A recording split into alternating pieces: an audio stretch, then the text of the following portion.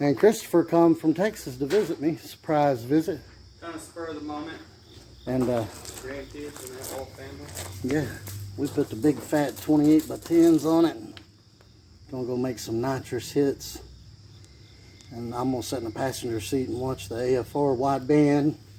And we're gonna set it at 11.5. And we're still chasing this high RPM mist. And a lot of people told me that it was more likely the springs, but the lifters needed changed anyway. So we got them big tires fit in there good. Christopher likes it. Hey, like a tire, Chris. Really good, man. Yeah.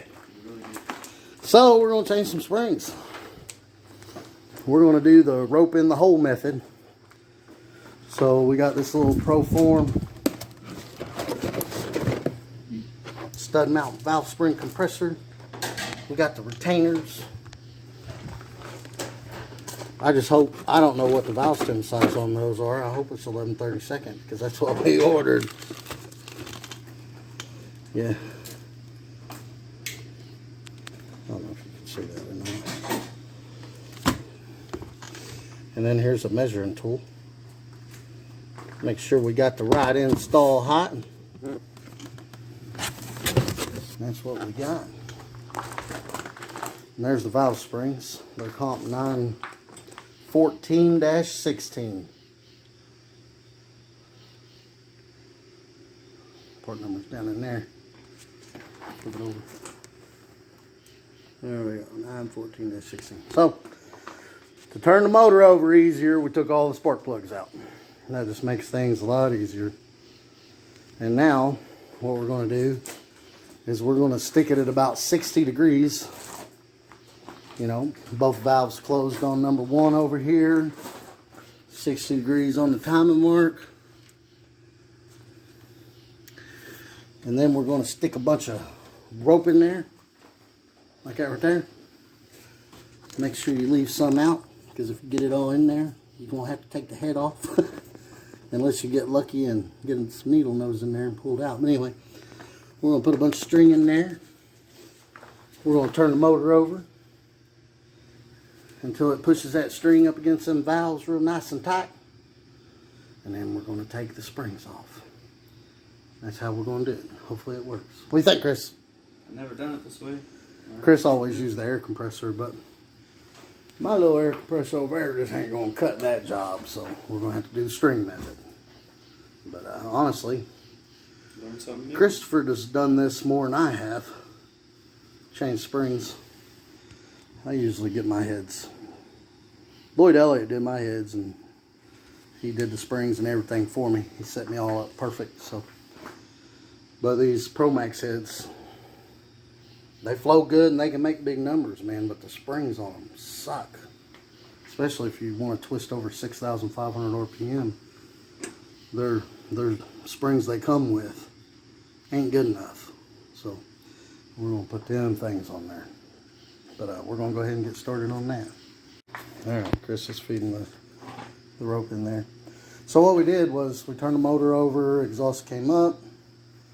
Exhaust is here, lined up with the exhaust there. And then intake here, lined up with the intake runner here. And it's different, because this one's, it's exhaust, intake, intake, exhaust. Exhaust, intake, intake, exhaust. So, exhaust came up, went down, intake came up, went down, and then we put it right on 60 degrees. I don't know if you can see that or not. We put it on 60 degrees. That's as far as that balancer goes, so we're right at the end of the count there on the marks there. That's 60 degrees. And we're just feeding this rope in here. Once he gets that rope fit in there, then we're going to turn the motor over until we can't turn it no more.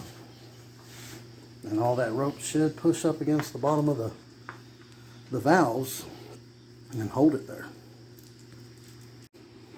Alright, so we fed that rope in there. It's 1/4 inch, 25 feet. I don't know how much we put in there, but he put at least 5-6 feet in there. And he turned it over, and it only turned about 20 degrees before we couldn't turn it no more. So now we're going to just take these rockers off, pull the push rods Why? and see how our tool works. We got the grandson helping us out. Is that right, Mason? Yeah. All right, let's do it. Andrew, right here. Don't hit that, please. All right, so Whoa. we got the first spring out, and the retainers did not want to come out. So we tapped around here a little bit, turned the motor over a little bit more, and it finally came out. And, we're gonna put the other one back on.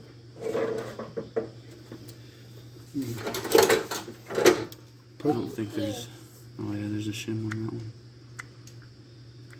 one. Yeah, let's see what our height's at. So now we're going to take our tool and see what our height's at. Wow. All right, so we put the measuring tool on there. Trying to. And we put the cap on there. What'd you do? Put an old retainer in? Oh, Oh, just trying to put them on. and we're going to put the retainers in there and screw it all the way out. See what our measurements are. There we go. There we go. Now we screw our tool out. Screw it in too Let's tight. see. When I pull my radio You're such a monkey, Mason. Hey, Papa. Then I put my leg right here and right here. There's not enough room.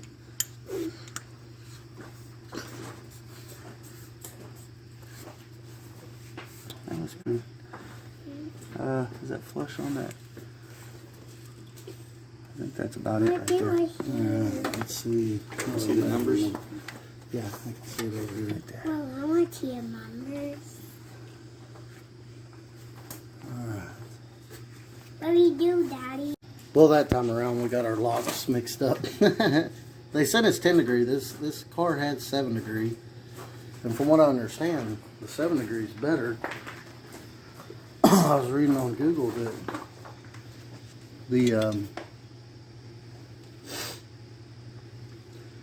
I wasn't thinking about my bad. The This is 10 like degree stock. will come out during valve float. A lot of valve float, they're prone to coming out. But let's see. What do we have? 1.805. On the 7. We use the 7 degree retainers. We got 1705 or 1805, which is supposed to be at 108. And here we got 1725, it looks like. Are you sure that one feels? Maybe not. Or maybe that's 1.8. No. Can you see the 8? Yep, one. It's 1825. It's 1825. I wonder if you can use these. Yeah, there's the 8 mark right there. 1825. So here's the 7 degree on the new spring. I'm show them on the new springs. 7 degree.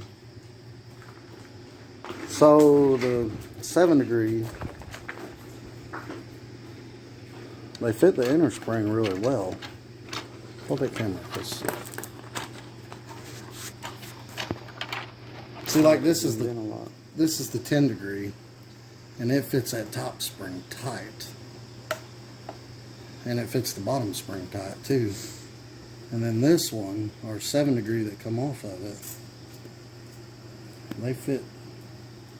Well, no, it fits loose on the small spring, but so does this one. But then our 7 degree, it fits. It doesn't go over the whole complete. I mean, it covers most of it, and there's a little bit of movement there.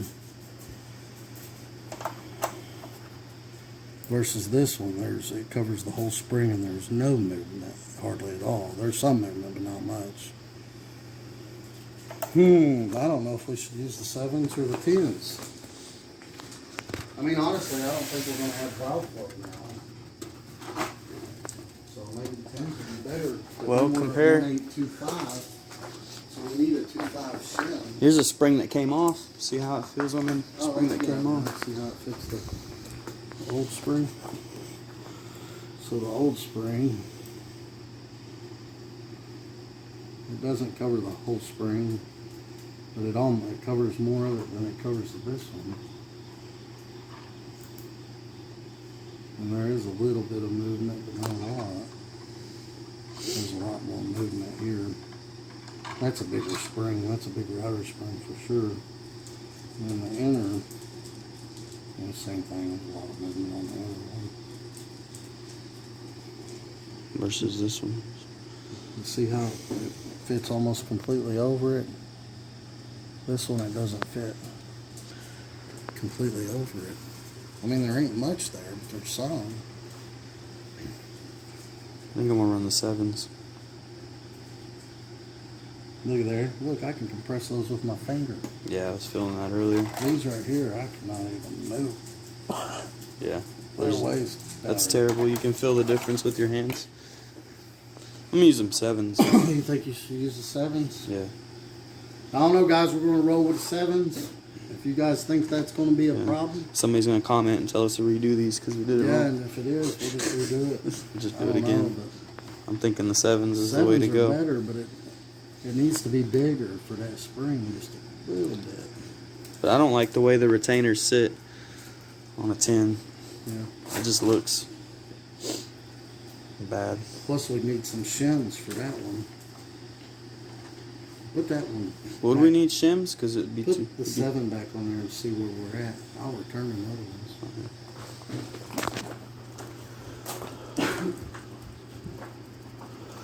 Like I said, guys, we're still learning this stuff.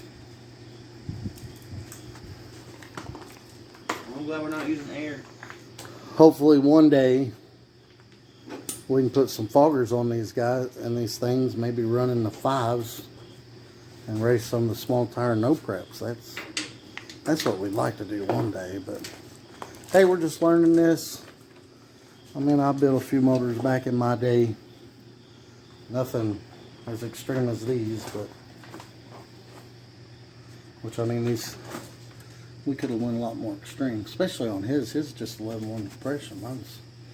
Mine's high compression. All I know is they got that 1230. big plate kit that sprays like 700. Yeah. It ain't that much. Let's see here. That's about. I don't know if you guys can see that or not, but that's a lot closer. You can't see the line for the 8 because it's down in there. But once it passed that 0 there, I don't know. You're So supposed that to turn one's- it till it's like, yeah, it's pretty tight right there. That's about as much as you get. that's 1.810. The other one was 1.825. So I mean, they're going to vary a little bit. I think the smallest spacer you can get is like a 15. So that wouldn't even help us. Actually, I'd like it tighter than looser. Since those are 650 lift springs and you're only at what, 580 lift?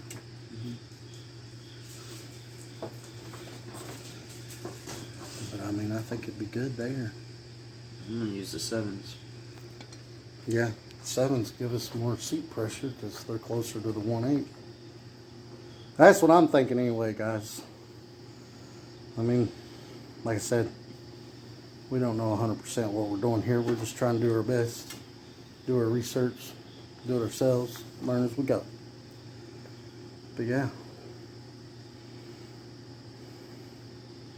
Let's take that off and put the good spring on there and do the other one and see what size it is. Sounds good. Alright, so when we did the intake valve, it measured, the installed on these, height on these springs are supposed to be 1.8. We got a 1.835. And according to the internet, plus O2 or minus O2 is good, but that has us over. The exhaust one was within the O2, but I'd rather the springs be under 1.8 than be over 1.8, just because that will help with valve float as well. Plus, the lift on these are 650 lift springs. If we went 2 under 1.78, that would still give it a 630 lift, make it a 630 lift spring. And I think What was the lift on the cam? 580? Yeah, 580, 590. So, and those retainers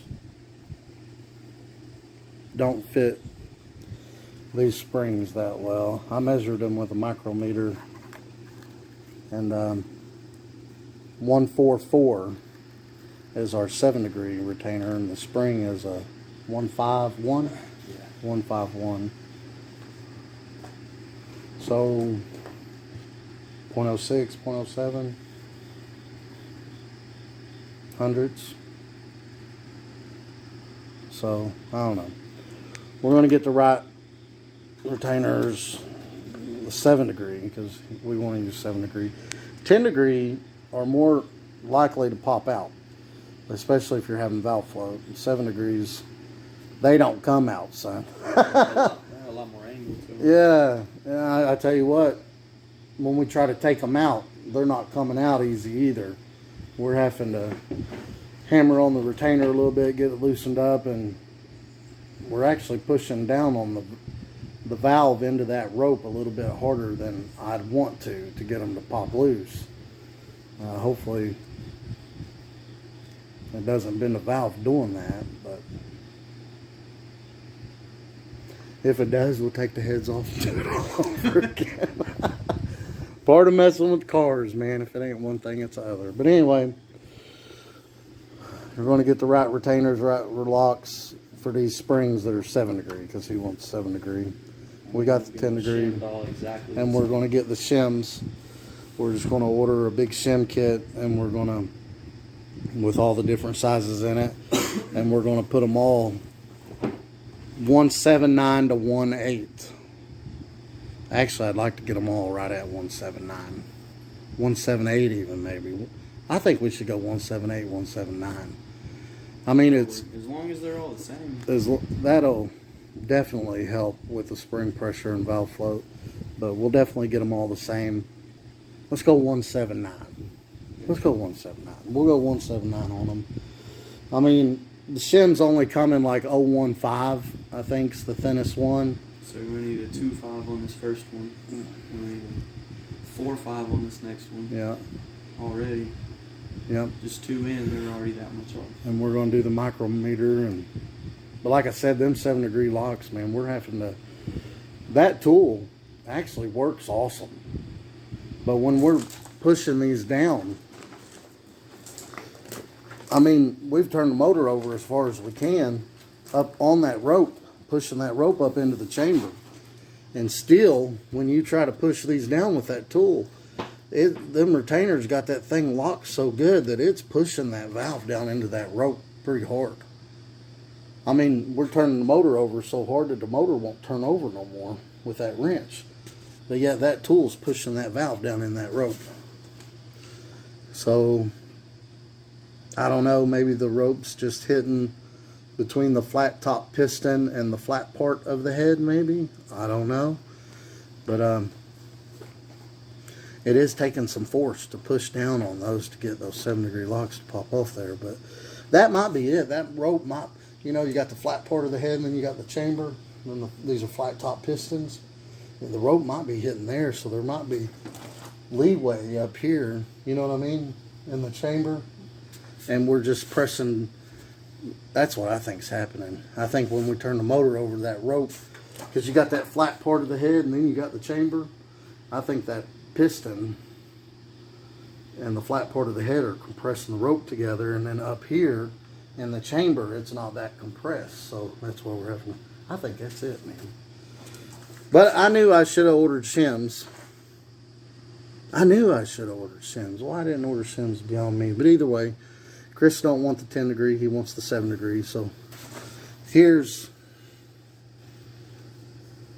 his ProMax 7-degree locks and retainers on the new springs, and you can see there's overhang. Not much, but a little. But we're going to get the correct size 7-degree to go on that. I'm going to send those 10 degrees back, and then we're going to get some shims. And we're going to do it right. I was hoping me and Chris could do it together and do all this together, but we didn't have all the parts we needed. Especially tuning the nitrous. Yeah, and we was wanting to go If tune you the want, nitrous. You could actually just put those things back together, put everything back together, and still spray nitrous and tune that.